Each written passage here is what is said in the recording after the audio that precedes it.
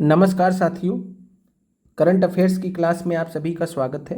आज हम episode number 2 में टॉप 100 करंट अफेयर्स लेकर आए हैं और ये सभी करंट अफेयर्स बिहार राज्य से संबंधित होंगे और ये एक प्रकार से बिहार स्पेशल करंट अफेयर्स आज की क्लास में हम कवर करने वाले हैं। और एडिटोरिया बुक से, जो कि लेटेस्ट बुक है, जिसमें 1 सितंबर 2024 से लेकर 20 अगस्त 2025 तक के करंट अफेयर्स को कवर किया गया है। और साथ में इस बुक से जो भी महत्वपूर्ण करंट अफेयर्स हैं, जैसे कि टॉप 100 इसमें दिया गया है, उसमें से हमने जो ज़्यादा महत्वपूर्ण है उनको आज की क्लास में रखा है, जो परीक्षा दृष्टि से आपके लिए महत्वपूर्ण है। आने वाले 71वीं बीपीएससी सिविल सर्विसेज के लिए ये करंट अफेयर्स बहुत महत्वपूर्ण है। साथ में बीपीएससी टीआरई 4.0 के लिए ये करंट अफेयर्स बहुत महत्वपूर्ण है। तो जो भी अभ्यर्थी तैयारी कर रहे हैं, अच्छे से आप लोग करंट अफेयर्स तैयार करते चलिए। और करंट अफेयर्स की जो हमने प्लेलिस्ट बनाई है, उसमें अगर आपको स्टार्टिंग से देखना हो तो पहला और दूसरा नंबर का जो वीडियो है आप उसको स्किप कर सकते हैं, तीसरे नंबर वीडियो से देखना चालू कर सकते हैं। तो जो तीसरा नंबर वीडियो करंट अफेयर्स वाले प्लेलिस्ट में, आप वहां से देखना चालू कीजिए। और डिटेल में हमने करंट अफेयर्स को बहुत ही कम समय में कवर किया है। आप वहां से करते जाएंगे तो आपके लिए करंट अफेयर्स रिलेटिवली आसान हो जाएगा। चलिए, करंट अफेयर्स यहाँ पर बात करें तो ये बुक है जो कि एडिटोरिया की है। बिहार स्पेशल करंट अफेयर्स की ये अलग पुस्तक है।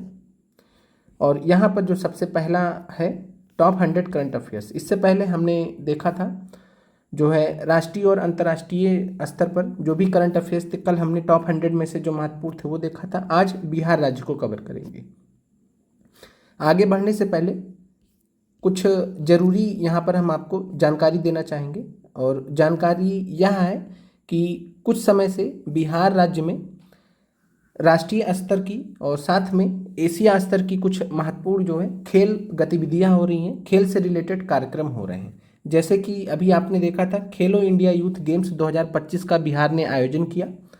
फिर Asia cup 2025, Asia cup hockey 2025 का भी जो है अनाउंसमेंट हुआ, जो कि बिहार में होगा। उसके अलावा एशिया का रग्बी चैंपियनशिप भी जो है अंडर 20 का, ये आपका बिहार में होगा। तो अचानक से ऐसा क्या हुआ बिहार में कि लगातार जो है राष्ट्रीय स्तर के जो है और साथ में एशिया स्तर के कार्यक्रम बिहार में आयोजित किए जा रहे हैं। तो इसका जवाब है, ये पूरा का पूरा आपका जो जुड़ा है, ये जुड़ा है 29 अगस्त 2024 की घटना से। 29 अगस्त 2024 को हुआ क्या था? तो 29 अगस्त 2024 को राष्ट्रीय खेल दिवस पड़ा था। और राष्ट्रीय खेल दिवस के अवसर पर बिहार के जो मुख्यमंत्री हैं नीतीश कुमार जी के द्वारा बिहार के राजगीर नालंदा में राजगीर खेल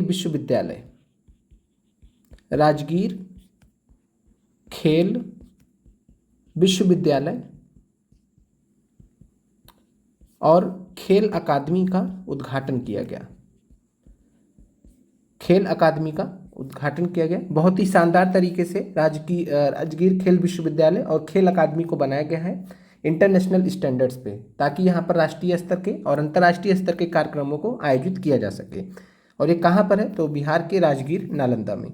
ये क्लियर हो गया। अब जब ये 29 अगस्त 2024 को बना, तो जाहिर सी बात है आने वाले समय में, भविष्य में, यहाँ पर जो राजगीर खेल विश्वविद्यालय और खेल अकादमी बनाया गया, यहाँ पर कार्यक्रम आयोजित होंगे। और इस संदर्भ में खेलो इंडिया यूथ गेम्स पहला जो आयोजित हुआ था, खेलो इंडिया यूथ गेम्स। और हमने जब खेलो इंडिया यूथ गेम्स आपको करंट अफेयर्स में पढ़ाया था, तब हमने आपसे बोला था कि आने वाले समय में बिहार में और भी जो मतलब महत्वपूर्ण खेल से रिलेटेड कार्यक्रम वगैरह है, चैंपियनशिप वगैरह है, वो भी होगी। और उसी संदर्भ में पहले हम खेलो इंडिया यूथ गेम्स की बात कर लेते हैं। तो खेलो इंडिया यूथ गेम्स 2025, जो कि 7वां एडिशन था, 7वां संस्करण था, और ये बिहार में आयोजित हुआ। और बिहार के 5 शहरों में इसका आयोजन किया गया सफलतापूर्वक। इसका शुभंकर क्या था, ये आपसे पूछा जा सकता है। तो इसका जो शुभंकर था वो था गज सिम्हा। जब कभी भी कोई भी बड़ा कार्यक्रम होता है खेल से रिलेटेड, तो एक शुभंकर घोषित किया जाता है।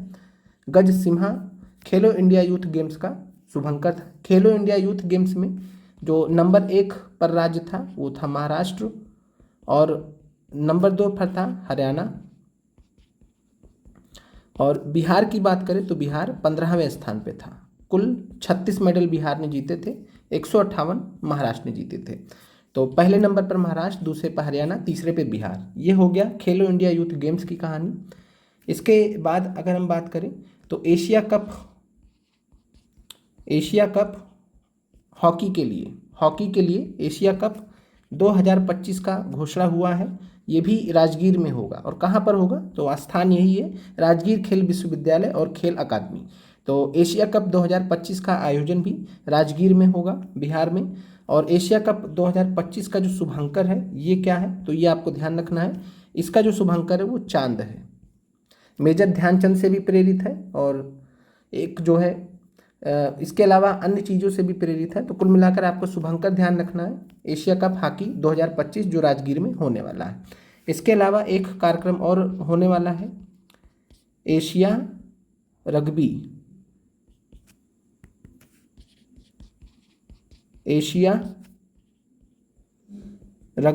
चैंपियनशिप 2025 अंडर 20 के जो भी खिलाड़ी हैं, अंडर 20 में जो आते हैं, ये भी राजगीर में होगा। और क्यों राजगीर में होगा? तो जवाब है, राजगीर खेल विश्वविद्यालय और खेल अकादमी जब बिहार में बन गया है तो वहीं तो कार्यक्रम होगा। और कहाँ पर होगा जब सारी व्यवस्थाएं वहीं पर है। और इसका जो शुभंकर है वो अशोक को माना गया, सम्राट अशोक के नाम पर अशोक यहाँ पर बनाया गया है। तो याद रखिएगा, इन सब चीज़ों से कोई भी प्रश्न आपसे उठाकर परीक्षा में पूछा जा सकता है। चलिए अब हम आगे स्टार्ट करते हैं। हमने बिहार का महत्व आपको बता दिया कि आने वाले समय में और भी बढ़ेगा, अंतर्राष्ट्रीय स्तर पे गतिविधियां बढ़ रही बिहार में, सिर्फ और सिर्फ जो है राजगीर खेल विश्वविद्यालय और खेल अकादमी के उद्घाटन मात्र से। चलिए करंट अफेयर्स जो महत्वपूर्ण है देख लेते हैं। पैरा एथलीटों के लिए आवासीय खेल स्कूल खोलने वाला बिहार जो है देश का पहला राज्य बना है बिहार। महत्वपूर्ण करंट अफेयर्स आपका ये। फिर है आयुष्मान भारत डिजिटल मिशन के कार्यान्वयन में, इम्प्लीमेंटेशन में देश भर में पहला स्थान बिहार ने प्राप्त किया है, ये भी महत्वपूर्ण है आपका। और इसके बाद अगर हम बात करें तो केंद्रीय बजट 2025-26 के अनुसार भारत का पहला मखाना बोर्ड का गठन कहाँ किया जाएगा? बहुत ही महत्वपूर्ण है, बिहार में भारत का पहला मखाना बोर्ड का गठन किया जाएगा। और केंद्रीय बजट 2025-26 में कृषि को पहला इंजन या कृषि प्रथम इंजन को प्रायोरिटी दी जा रही है, प्राथमिकता दी जा रही है कि कृषि जो है पहला इंजन बने विकास का। और उस संदर्भ में भारत का पहला मखाना बोर्ड का गठन बिहार में किया जाएगा। अब यहाँ पर आपको एक फैक्ट ध्यान रखना है कि अगर आपसे जीएस में पूछा जा सकता है, स्टैटिक जीएस में, Indian Council of Agriculture and Research, तो Indian Council of Agricultural Research ICAR जिसको बोलते हैं, आईसीआर, इसके अंतर्गत आईसीआर के अंतर्गत मखाना अनुसंधान केंद्र बिहार के किस जिले में है? यह आपसे पूछा जा सकता है। तो मखाना अनुसंधान केंद्र बिहार के किस जिले में है? तो याद रखिएगा ये दरभंगा जिले में है। आगे बढ़ते हैं। और केंद्रीय बजट 2025-26 के अनुसार भारत का पहला मखाना बोर्ड बिहार में बनेगा। चलिए अगला है, पटना में गंगा नदी के तट पर बन रहे स्टैचू ऑफ विजडम। तो स्टैचू ऑफ विजडम की बात करें, विजडम मतलब बुद्धिमानी, तो स्टैचू ऑफ विजडम को किन्हें समर्पित किया गया? तो भारत के प्रथम राष्ट्रपति आदरणीय डॉक्टर राजेंद्र प्रसाद जी को स्टैचू ऑफ विजडम समर्पित किया गया है। बहुत ही महत्वपूर्ण है, पटना में गंगा नदी के तट पर ये बन रहा है। फिर है केंद्र सरकार की प्रधानमंत्री सूक्ष्म खाद्य उद्योग उन्नयन योजना को लागू करने में किस राज्य ने देश भर में पहला स्थान हासिल किया? तो ये बिहार है। अगला है, भारत में ई ग्राम कचहरी को लागू करने वाला पहला राज्य कौन सा है? महत्वपूर्ण है ये आपका, तो जिस पर महत्वपूर्ण हम आपको बोलेंगे तो उसको थोड़ा सा ज़्यादा ध्यान रखिएगा। तो भारत में ई ग्राम कचहरी लागू करने वाला पहला राज्य है बिहार। महत्वपूर्ण करंट अफेयर है। अगला है, किस अफ्रीकी देशों में बिहार की साइकिल योजना लागू की जाएगी? तो ये जाम्बिया और माली हैं, अफ्रीका के ये जो दो गरीब देश हैं। तो यहाँ पर बिहार की साइकिल योजना लागू की जाएगी। अगला है, बिहार के किस बोर्ड ने पाठ्यक्रम में रामचरितमानस को शामिल करने का निर्णय लिया है? तो रामचरितमानस आपको वैसे भी मालूम होना चाहिए कि किस भाषा में लिखा गया है। जिस भाषा में लिखा गया है उसी भाषा का बोर्ड उसे डील करेगा। तो राइट आंसर आपका संस्कृत बोर्ड हो जाएगा। इम्पॉर्टेंट है ये भी आपका।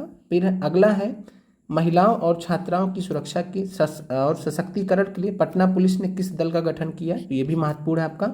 शक्ति दल, याद रखिएगा, शक्ति दल। शक्ति जो है माँ दुर्गा या शक्ति जिसको बोलते हैं, मतलब वो एक महिला की जो शक्ति होती है उसको दर्शाता है। तो शक्ति दल के नाम से महिला और छात्राओं की सुरक्षा और सशक्तिकरण के लिए पटना पुलिस में इस दल का गठन किया गया है। तो पटना पुलिस के अंतर्गत शक्ति दल का गठन किया गया है। किसके लिए? महिलाओं और छात्राओं की सुरक्षा और सशक्तिकरण के लिए। वो अलग बात है कि जब महिलाएं और छात्राएं जाती हैं आंदोलन वगैरह करने के लिए तो यही पटना पुलिस पीट पाट कर बराबर कर देती है। खैर आगे बढ़ते हैं। किस राज्य ने अपने निकाय चुनाव में ई वोटिंग प्रक्रिया को भारत में पहली बार लागू किया? बहुत महत्वपूर्ण करंट अफेयर्स आपका ये। तो किस राज्य ने अपने निकाय चुनाव में ई वोटिंग प्रक्रिया को भारत में पहली बार लागू किया? बिहार राज्य ने पहली बार लागू किया है। तो याद रखिएगा, निकाय चुनाव में बिहार में ई वोटिंग करने वाली पहली महिला मतदाता कौन है? तो ये भी बहुत महत्वपूर्ण है आपका करंट अफेयर्स की दृष्टि से। तो विभा कुमारी हैं, पकड़ी दयाल पूर्वी चंपारण की रहने वाली हैं, और विभा कुमारी ने ई वोटिंग करने वाली पहली महिला मतदाता बनी है बिहार में। और ये निकाय चुनाव में ई वोटिंग प्रणाली को जो है पहली बार भारत में लागू किया गया है। अगला है, बिहार के किस विश्वविद्यालय को पहली बार राष्ट्रीय मूल्यांकन एवं प्रत्यायन परिषद, जिसको नाक बोलते हैं, तो नाक के द्वारा ए ग्रेड प्राप्त हुआ है? यह है बिहार कृषि विश्वविद्यालय भागलपुर में, सबौर भागलपुर में है ये। तो याद रखिएगा, बिहार का यह विश्वविद्यालय जिससे पहली बार जो है नाक के द्वारा ए ग्रेड मिला है, बिहार कृषि विश्वविद्यालय भागलपुर में। अगला है, बिहार बच्चा बैंक की तर्ज पर किस राज्य में बच्चा बैंक खोलने का घोषणा किया गया है? तो बिहार बच्चा बैंक के तर्ज पर महाराष्ट्र राज्य ने बच्चा बैंक खोलने की घोषणा की है। अगला है महत्वपूर्ण आपके लिए, बिहार में विश्व के 7 अजीबों के प्रतिकृति का निर्माण। प्रतिकृति का मतलब होता है कॉपी, समझ सकते हैं आप कि मिलता, मतलब उसी का एकदम हूबहू कॉपी रहेगा।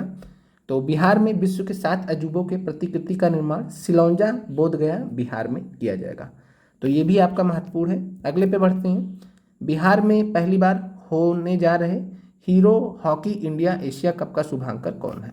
तो हीरो मतलब स्पॉन्सर कर रहा है हीरो, और ये इसका हॉकी इंडिया एशिया कप का हमने भी आपसे बात किया। शुभांकर कौन है? तो हॉकी इंडिया एशिया कप का जो शुभांकर है वो चांद है। यह हमने आपसे एशिया कप हॉकी 2025 का डिस्कस कर दिया है। अगला है, त्रिनिदाद और टोबैगो की प्रधानमंत्री बनने वाली कमला सुशीला प्रसाद विशेषर का संबंध बिहार के किस जिले से है? तो इस प्रकार के प्रश्न भी आपसे पूछा जा सकता है।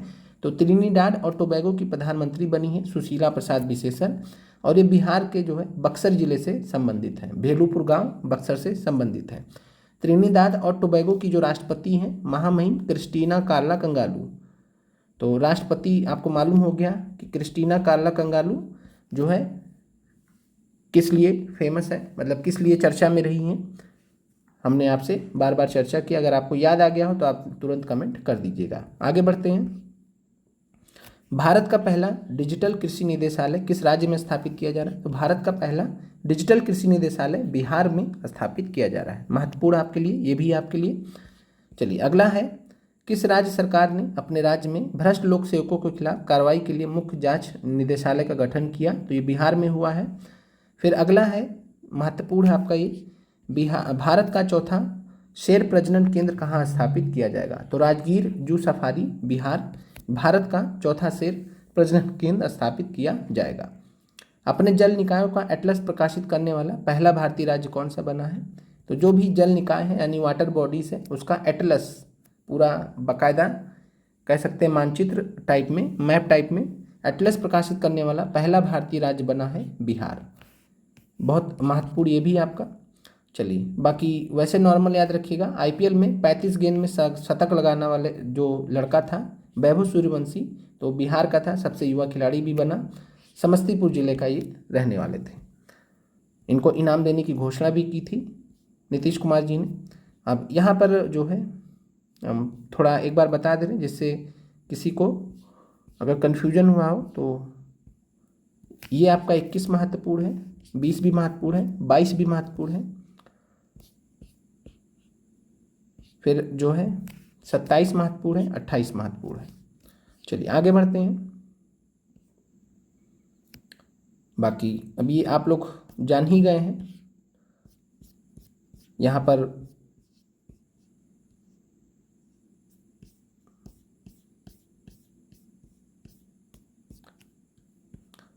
15 अगस्त 2025 को मुख्यमंत्री जी के द्वारा बिहार सरकार द्वारा आयोजित परीक्षा शुल्क कितना निर्धारित कर दिया गया है, तो ये 100 रुपये कर दिया गया है। जैसे आज हमने आपको बीएसएससी सीजीएल का जो भेजा था, बीएसएससी जो कराएगा सीजीएल वाला, तो उसमें भी 100 रुपये है। और ये 100 रुपये सभी के लिए, आप किसी भी राज्य के हों, चाहे बिहार के हों चाहे अन्य राज्य के हों, सभी के लिए एक समान 100 रुपये रख दिया गया है।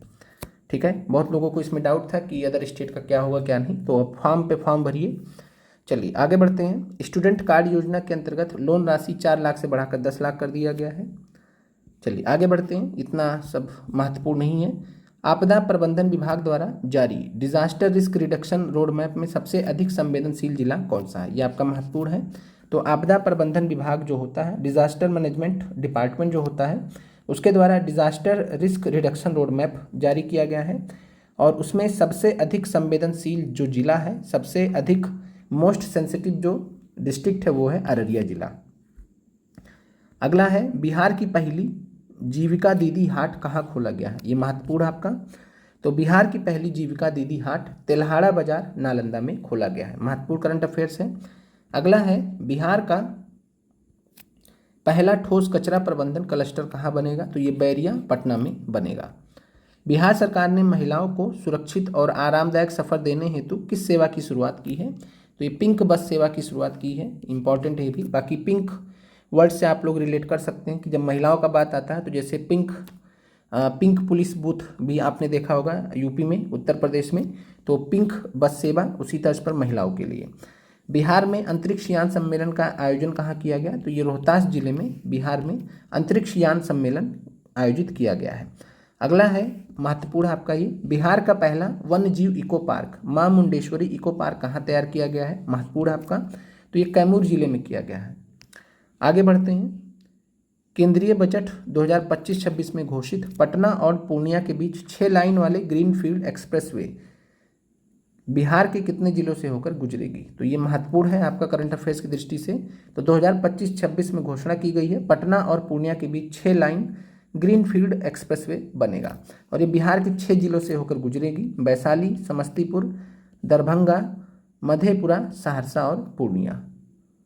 अगले प्रश्न पे चलते हैं। केंद्रीय बजट 2025-26 में बिहार में कितने ग्रीनफील्ड एयरपोर्ट बनाने की घोषणा की गई है, तो 3 की घोषणा की गई है, सारण, भागलपुर और राजगीर में, तो ये भी महत्वपूर्ण है आपका। फिर अगला है आपका 38वें राष्ट्रीय खेल 2025 में बिहार से एकमात्र स्वर्ण पदक विजेता कौन है, तो 38वां जो राष्ट्रीय खेल हुआ है 2025 में बिहार से एकमात्र स्वर्ण पदक जो जीता है वो लॉन बॉल्स महिला टीम ने जीता है। अगला है नागरिकता संशोधन अधिनियम 2019 के तहत बिहार में किसको नागरिकता प्रमाण पत्र जारी किया गया है, तो ये सुमित्रा रानी साहा को जारी किया गया है, महत्वपूर्ण करंट अफेयर्स ये भी है।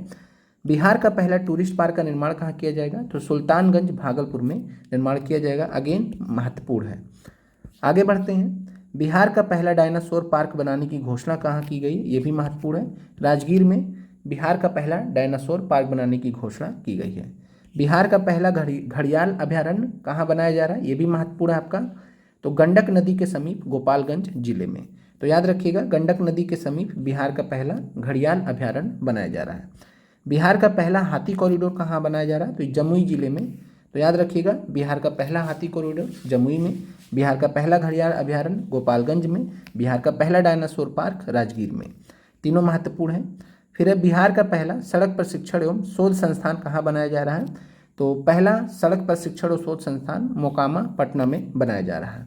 अगला है बिहार का पहला ड्राई पोर्ट का उद्घाटन कहाँ किया गया है, तो ये भी आपका महत्वपूर्ण है। बिहार का पहला ड्राई पोर्ट का उद्घाटन बिहटा जो कि पटना में पड़ता है, पटना में बिहटा एक स्थान, वहाँ पर बिहार का पहला ड्राई पोर्ट का उद्घाटन किया गया है। अगला है बिहार के पहले बम्बू टिश्यू कल्चर लैब की शुरुआत कहाँ की गई है, महत्वपूर्ण करंट अफेयर्स ये भी है, भागलपुर बिहार में। बिहार में पहली बार फिल्म की पढ़ाई किस विश्वविद्यालय में की जाएगी, तो पटना में स्थित है आर्यभट्ट ज्ञान विश्वविद्यालय, तो यहाँ पर पहली बार फिल्म की पढ़ाई की जाएगी। अगले पे चलते हैं। बिहार का पहला अंडरग्राउंड सबवे 440 मीटर लंबा है, इसका निर्माण कहाँ से कहाँ तक किया गया है, तो पटना जंक्शन से जीपीओ गोलंबर तक, जो भी पटना जंक्शन में पटना जिले में, पटना शहर में जो भी अभ्यर्थी रहते हैं, जो भी हमसे जुड़े हुए हैं, आप एक बार कमेंट कर दीजिएगा बिहार के पहले अंडरग्राउंड वे सबवे के बारे में। 440 मीटर लंबा है, क्या आपने इसका सफ़र कर लिया अभी तक या नहीं किया है? तो कमेंट कर दीजिएगा। पटना जंक्शन से जीपीओ गोलंबर तक इसका अंडरग्राउंड सबवे, यानी जाने के लिए एक रास्ता बना दिया गया है अंडरग्राउंड। आप पटना जंक्शन से निकलिए, आप वहाँ से 440 मीटर निकलिए, सीधे आप जीपीओ गोलंबर तक पहुँच जाएंगे। तो कमेंट कर दीजिएगा जो भी पटना में रहते हैं। चलिए आगे बढ़ते हैं। बिहार में उत्तर बिहार ग्रामीण बैंक, दक्षिण बिहार ग्रामीण बैंक, विलय के बाद इसका नाम जो रख दिया गया है बिहार ग्रामीण बैंक, तो उसमें कुछ बहुत ज़्यादा याद करने की आवश्यकता नहीं है। उत्तर और दक्षिण दोनों को मिला दीजिए, बिहार बन गया। चलिए आगे बढ़ते हैं। आरा और बगहा को जोड़ने के लिए एक नए राष्ट्रीय मार्ग का निर्माण किया जा रहा है, इसका क्या नाम है? तो नारायणी गंगा कॉरिडोर। महत्वपूर्ण है, याद रखिएगा। आरा और बगहा को जोड़ने के लिए जो राष्ट्रीय मार्ग का निर्माण किया गया है उसका नाम है नारायणी गंगा कॉरिडोर। बिहार के किस जिले में पटना की तरह गंगा पथ बनेगा? तो पटना की तरह जो गंगा पथ है, बिहार पटना में गंगा पथ बना हुआ है, तो बिहार में भागलपुर और मुंगेर में पटना जिले की तरह गंगा पथ बनेगा। अगला है, बिहार का पहला केबल सस्पेंशन ब्रिज किस नदी पर बन रहा है? महत्वपूर्ण करंट अफेयर्स आपका है। तो बिहार का पहला केबल सस्पेंशन ब्रिज जो है ये पुनपुन नदी पर बनेगा, पटना में।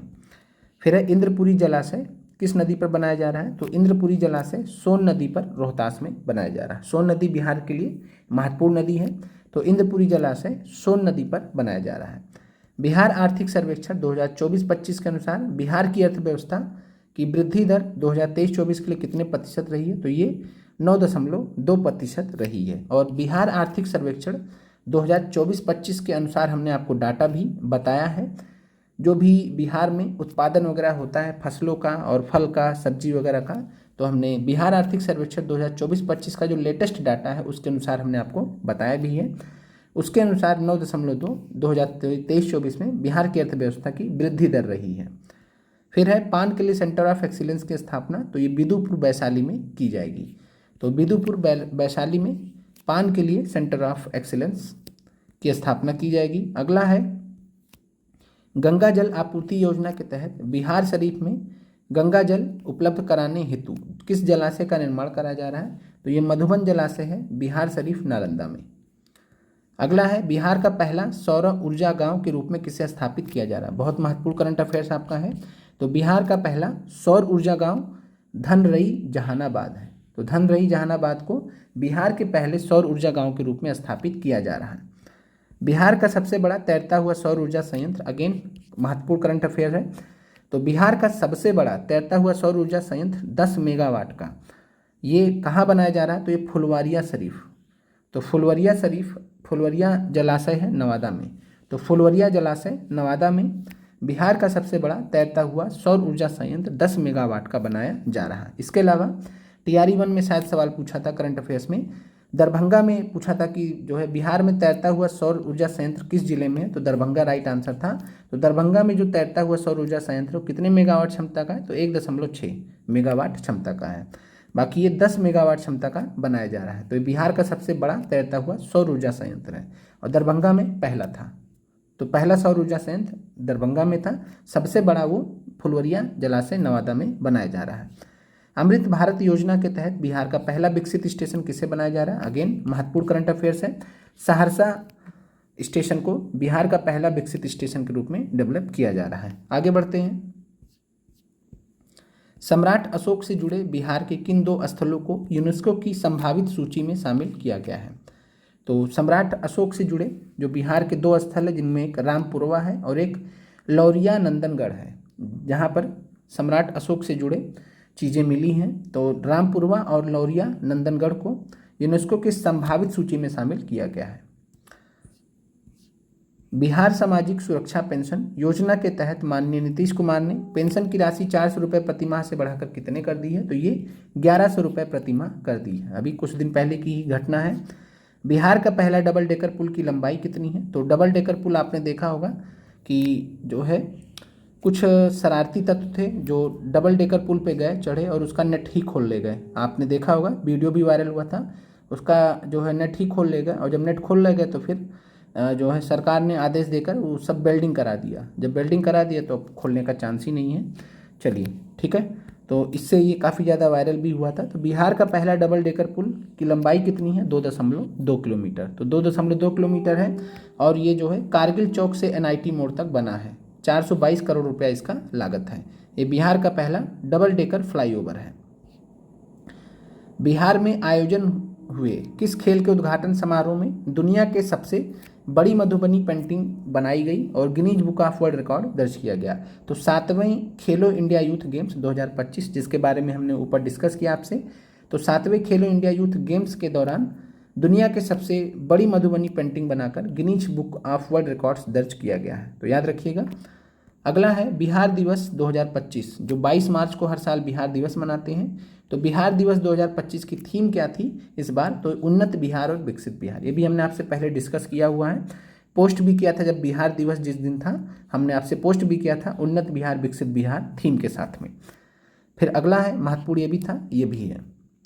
पटना विश्वविद्यालय छात्र संघ की अध्यक्ष चुने जाने वाली पहली महिला कौन बनी है? ये भी महत्वपूर्ण आपका, मैथिली मृणालिनी। तो याद रखिएगा, मैथिली मृणालिनी ये पटना विश्वविद्यालय छात्र संघ की अध्यक्ष चुने जाने वाली पहली महिला बनी है।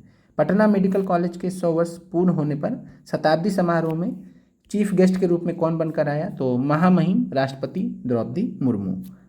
अगला है वन स्थिति रिपोर्ट 2023 के अनुसार बिहार के कितने प्रतिशत भौगोलिक क्षेत्रफल पर वन है?